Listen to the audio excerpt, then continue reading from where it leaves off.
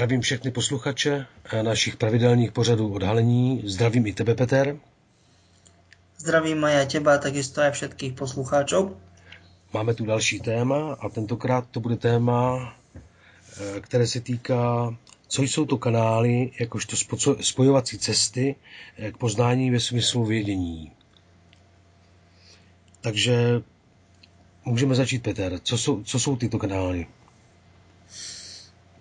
Tak v prvom rade by bolo dobré asi povedať, že kanály nie sú len, respektíve nemusia nutne týkať len viedení a nejakých znalostí, ale kanály sa dajú otvoriť de facto na čokoľvek, ale keď už sme načali túto tému, tak sa špecifickými formami konkrétne joginských, čiže hinduistických meditácií, ktoré respektíve návody, na ktoré sa dajú kúpiť jednak v knihkupectvách a jednak je ich aj plný internet, tak týmito jogínskymi meditáciami sa dá dosiahnuť to, že človek môže, tak povediať, chytiť tú niť. Ono jej sa, alebo jej teda nej tej niti sa hovorí, že niť poznania. Hej? Rozumiem. No, tam je dosť veľký problém, že tá niť poznania človek vlastne s tým, ako sa stále viac a viac približuje k zdroju poznania, alebo na tej ceste poznania stretáva väčšinou buď rôzne javy, čiže ako fenomény, v rámci ktorých sú to, teda stretáva rôzne fenomény, v rámci ktorých sú to buď javy, alebo bytosti. Schválne hovorím bytosti, pretože sa bavíme o astrálnej, čiže jemnohmotnej forme existencie. No a je len na človeku samotnom, nakoľko je odvážny a koľko z tej nite bude ochotný preliesť, respektíve ako dlho sa je bude ochotný, no ale povedal by som, že ani nie je ochotný, ale schopný držať. Lebo ako je to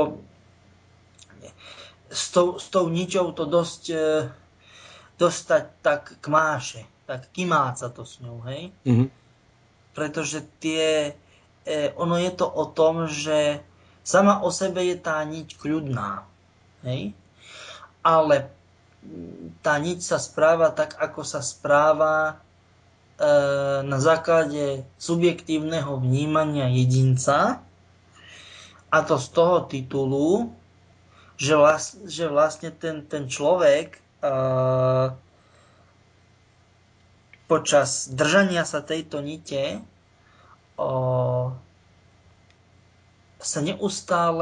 sa dozvedá neustále nové a čoraz šokujúcejšie informácie. Hej? Ktoré sú v totálnom rozpore s tým, čo vedel dovtedy a s tým jeho predošlým, nazvime to takým zastaraným, proste ako rigidným mindsetom. Hej? A toto spôsobuje seriózne problémy. Ako hovorím, je na to, čím si na to človek otvorí viac príbuzných kanálov, tým lepšie. Jeden sa nedoporučuje, pretože to človeka môže veľmi ľahko potom vyhodiť naspäť z toho meditačného stavu. No a ako hovorím, sú to väčšinou tieto jogínske meditácie, ako tento spôsob, hej, by som povedal.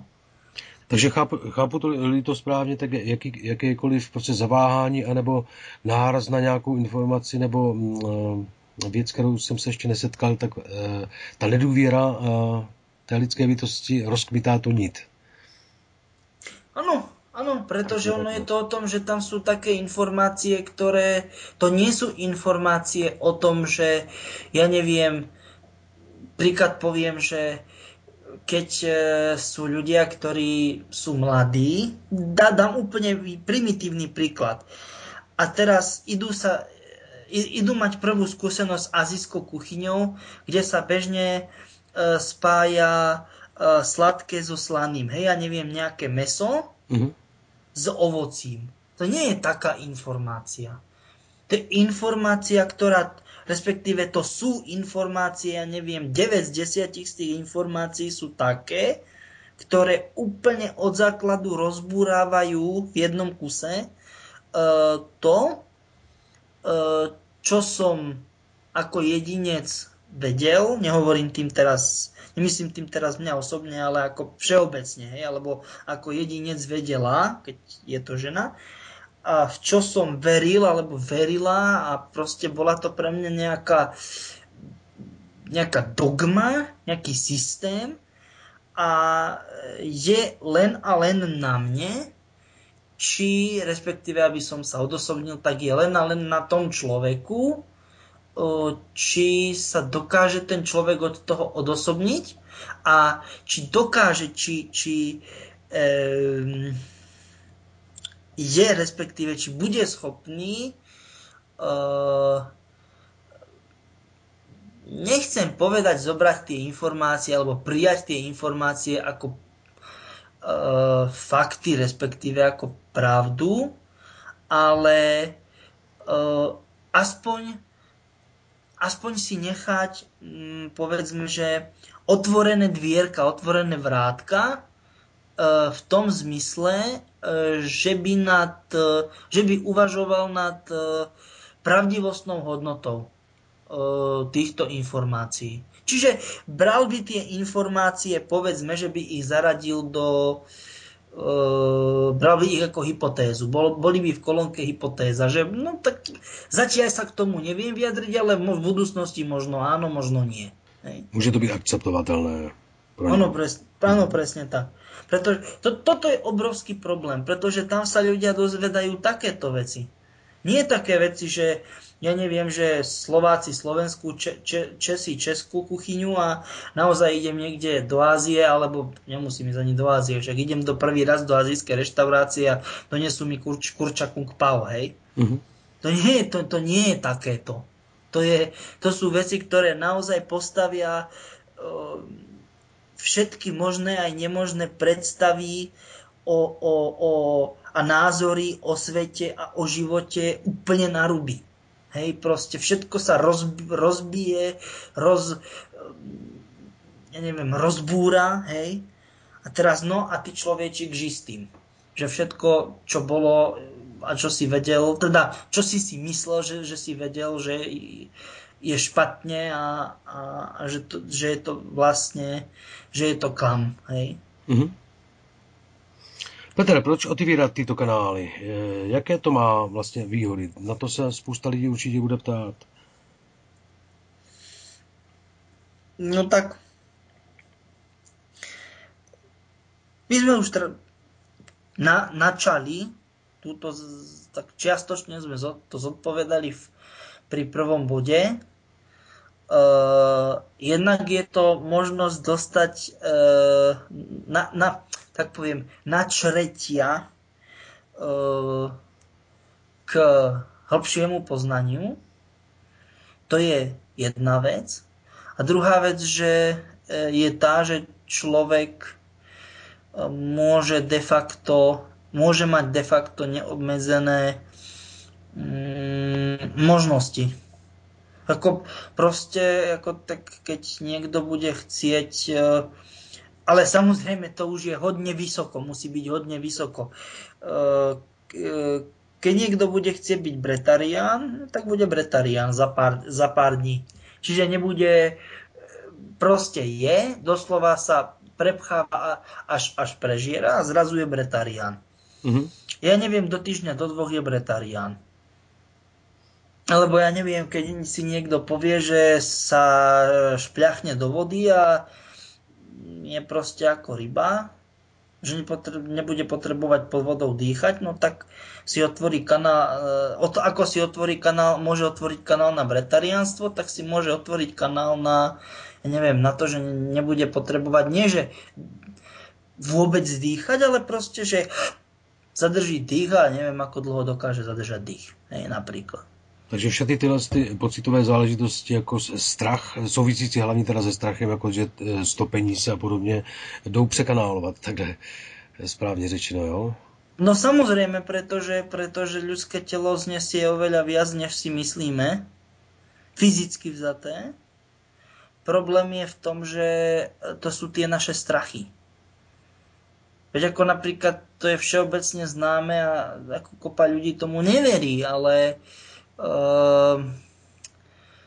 sú zaznamenané veci, že jednoducho ľudia, ktorí o tom nič nevedeli a ktorí sa nebáli, tak napríklad keď sa robili skúšky, tak, ale samozrejme bacha na to, tí indiáni, teda domorody, pôvodní obyvatelia, oni im hovoria, že Native Americans, tak oni pri tých ako jadrových skúškach v Nevade a Novom Mexiku, oni neprejavovali známky ožiarenia. Protože to neměli spojený s tím, co... Áno, ten strach, oni nepociťovali tie strachy, že a teraz Ježišmaria, teraz ako nás to ide ožiariť a zabiť. Nevedeli o tom, tak ako však... A samozrejme, to je jeden aspekt. A druhý aspekt, samozrejme, boli veľmi spätí, aj sú doteraz spätí s Matkou Zemou, s prírodou a majú potvárané, ja neviem, 80-90% týchto kanálov. Čiže mali tak samozrejme mali nejaké stopové známky radiácie, ale nikto tomu nechcel veriť, pretože všetci ostatní, ktorí sa tam nachádzali, však vieme, ako sa robili pokusy nielen v Rusku, v bývalom Sovietskom zväze, ale aj v Amerike, teda v USA počas studenej vojny, tak všetci tí, ktorí tam boli v tom konkrétnom perimetri, čiže v tom páse, boli ožiarení nejako a oni nemali ani 100 radiácie z toho, oproti tým ostatným, tí indiáni. To je príklad, že proste keď má človek otvorený kanál, tak, alebo kanály, súbor kanálov konkrétne, ktoré sú nejak príbuzné a spolu súvisiace, tak to nie je nejaký problém. No a z toho byla další otázka, Petr, jaká jsou rizika s tím spojená, jo? Protože to bude taky lidi hodně zajímat, jestli s tím můžou něco pokazit nebo ne, když se touto cestou pustí. No, môžu pokaziť veľmi veľa. Veľmi veľa z toho titulu, že takto. Mali by to robiť len ľudia, ktorí sú mentálne pripravení na to, že sa im zrúti celý svet. Čo sa týka bacha na to, čo sa týka poznania. Že proste niečo som... A teraz zase poviem, bacha na to, nie, že vedel. Niečo som si... Myslel som si, že niečo viem. Myslel som si, že niekde je nejaká pravda. A teraz, pokým ten človek do toho do tých kanálov nejde s tým, pretože tam je to aj o stretnutí s entitami, teda s rôznymi, najrôznejšími bytostiami jemnohmotného, čiže astrálneho charakteru. Pokým do toho človek nejde s týmto, tak to môže na ňom zanechať fatálne následky mentálneho charakteru. Čiže poviem na férovku, na rovinu, môže sa zblázniť. Čiže toto je to. Do toho musí ísť človek, ktorý je pripravený, že 90-95% z toho, čo viem, je špatne. Proste, že je to celé zlé a že buď je to pravda, že sú to lži z 3 dôvodov. Buď je to pravda, ktorá je všelijako pokrútená so lžami, alebo povedzme takto, sú to informácie tvoriace pravdu, ale de facto celok nepravdy, pretože je to pokrútené s polopravdami a so lžami, alebo sú to informácie tvoriace pravdu, ale zase de facto celok nepravdy, pretože tie čiastkové pravdy sú osadené v úplne špatných, úplne zlých informačných kontextuálnych súvislostiach. Alebo zase informácie tvoriace síce časti pravdy, ale de facto celok nepravdy, pretože sú len čiastkami pravdy podoplňané nepravdami, čiže lžami. Hej.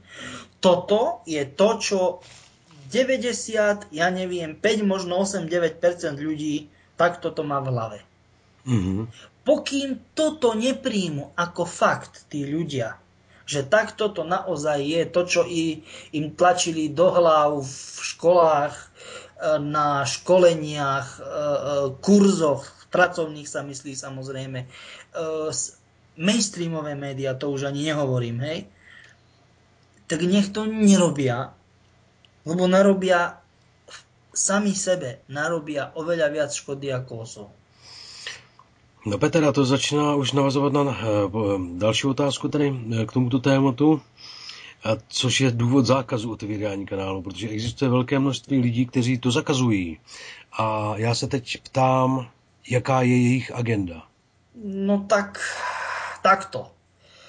Ak sa bavíme, lebo dôvody takto.